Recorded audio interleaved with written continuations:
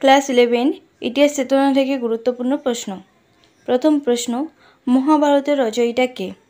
Option ঘ ব্যাসদেব। রামায়ণের রচয়িতা কে? অপশন ক মনীষী বাল্মীকি। 10 কুমার চরিত গ্রন্থের রচয়িতা কে?